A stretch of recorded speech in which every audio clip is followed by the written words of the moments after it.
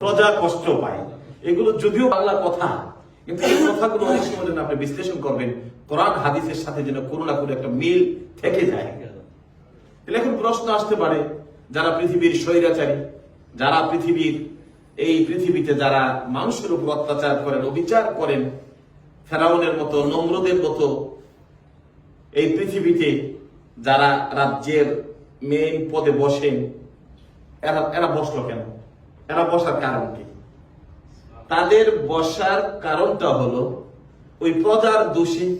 প্রজারা এমন কর্ম করে, এমন কাজ করে, যে কারণে আল্লাহ পাক রব্বুল আলামিন ওই প্রজাদের উপরে এমন একজন রাজাকে বসিয়ে দেন, ভালো আমল না করার কারণে ওই রাজা এমন অত্যাচার করব, এমন ভাবে তোমাকে দেশের মধ্যে যন্ত্রণা দিব, কারণ এটা তোমার হাতের কামাই। এই জন্য মাঝে মাঝে ধরেন এই পৃথিবীতে যারা রাজা হয়েছে, যারা রাজার ছেলে রাজা হয়েছে, বিভিন্ন সময় এই ঘটনা যখন ঘটে যায়, অনেক সময় দেখা গেছে যে এই মানুষটা মানুষের এত অত্যাচার করে, অবিচার করে, তারপর তো সে প্রধানমন্ত্রী।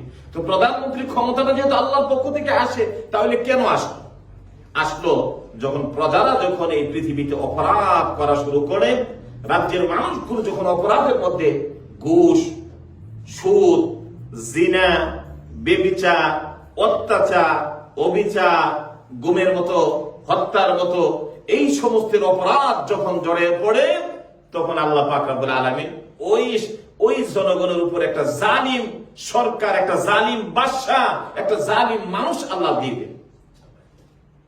তো দেওয়ার কারণে কি হলো? ওই যে তুমি অপরাধ করছো, তোমার বিচার তো সবাই করতে পারবে না, ওই লোকের অত্যাচারে এমন অতিষ্ঠ হয়ে যাবা, রাত্র গভীর হলে চোখের পানিগুলো ছেড়ে ছেড়ে আল্লাহর কাছে কাঁদবা, আল্লাহ এই রাজার থেকে তুমি আমাদেরকে হেফাজত করো। মানুষের চোখের পানি বেসে যাবে, তার অত্যাচারী স্ট্রিম রোলটা এত বেশি হবে, এত বেশি মানুষের উপর চালাবে, যে মানুষ গভীর রাত্রে তাহাজ্জুদের নামাজ পড়ে আল্লাহর কাছে তার রাজত্ব থেকে মানুষ হেফাজত চায়। এখন আল্লাহ বলছেন আমি ক্ষমতা দিই, তো ক্ষমতা দেওয়ার মধ্যে এখন জালেম বাদশা কেন যায়? আপনাদের ব্যবহারের কারণে। তাহলে বোঝা গেল সমাজের মধ্যে, রাষ্ট্রের মধ্যে শুধু একজনই দোষী না, যিনি সবার উপরে থাকবেন। আপনার দোষের কারণে দোষী ব্যক্তি আজকে প্রধান মর্যাদা পাইছে। এই জন্য একেবারে নিম্ন স্তর থেকে ধরে আর শেষ স্তর পর্যন্ত প্রতিটা মানুষ যেন ভালো থাকে, তখন আল্লাহ পাক ওই সমাজের মধ্যে ভালো মানুষ বসায় দেয়, তখন মানুষ শান্তিতে বসবাস করতে পারে।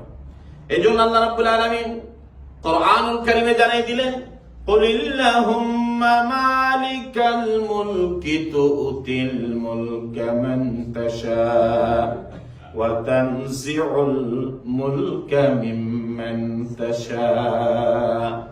আল্লাহ বলেন আমি মানুষের এই পৃথিবীতে মুলকিয়াতের বাদশা। আল্লাহ রাব্বুল আলামিন ওই মানুষকে ক্ষমতা দেন, মানুষ বাদশাহীর মধ্যে বসে যায়, মানুষ বসায়। আর ওই মানুষটা যদি খারাপ হয়, সকল মানুষের একটা অংশ থাকে যেই মানুষের অপরাধের কারণে ওই রাজ্যের মধ্যে আল্লাহ রাব্বুল আলামিন একজন খারাপ মানুষ বসায় দেয়। আর হুজুর কত মানুষ আলেম, কত মানুষ মুফাসসির, কত মানুষ হাফেজুল কোরআন, কত মানুষ দেশের মধ্যে ওলি আল্লাহ, তারপরে কেন জালেম বাদশা বসায় দেয়? এই জন্য একটা গ্রামের মধ্যে একবার আল্লাহ রাব্বুল আলামিন ফেরেশতাকে পাঠিয়ে দিলেন, ফেরেশতারা ওই গ্রামটা উল্টে দাও। ফেরেশতা বলল, রাব্বুল আলামিন এই গ্রামে তো কত মানুষ ভালো মানুষ আছে, কত মানুষ রাত জেগে জেগে তাহাজ্জুদ পড়ে, আমি কেন ওই গ্রামটা, পুরো গ্রামটা? বলে হ্যাঁ, ভালো মানুষ যদি কয়েকজন থাকে আর খারাপ মানুষ যখন বেশি হয়ে যায়, আমি ওই খারাপ মানুষের সাথে ভালো মানুষটারও আল্লাহ রাব্বুল আলামিন ধ্বংস করে দেই।